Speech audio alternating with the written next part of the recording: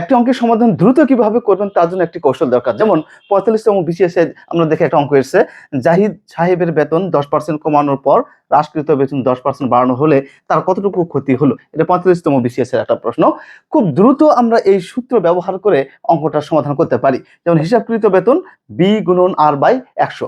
B হচ্ছে বর্ধিত বেতন, আর হচ্ছে হ্রাসকৃত বেতন। তাহলে বর্ধিত কত পার্সেন্ট তার বাড়ানো হয়েছিল? 10%। তাহলে 100 যোগ 10 অর্থাৎ 110 গুণ আর হচ্ছে হ্রাসকৃত বেতন, অর্থাৎ তার বেতন 10% কমানো হয়েছিল। 100 যদি বেতন হয় 10 কমালে 90, আর নিচে হচ্ছে 100। এবার এই শূন্য কাটবো, এই শূন্য কাটবো, তার কত হলো? 9 11 99। তার হিসাবকৃত বেতন 99 টাকা হওয়ার কথা ছিল। 100 থেকে যত কম আসলে তার ক্ষতি হলো তত পার্সেন্ট। তাহলে ক্ষতি কত হলো?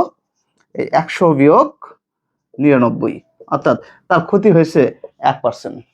এখন যদি আমি বলি যে জাহিদ সাহেবের বেতন 5% কমানোর পর হ্রাসকৃত বেতন 5% বাড়ানো হলো, তাহলে তার কতটুকু ক্ষতি হলো? এটার সমাধান কি তোমরা লিখে জানাবে।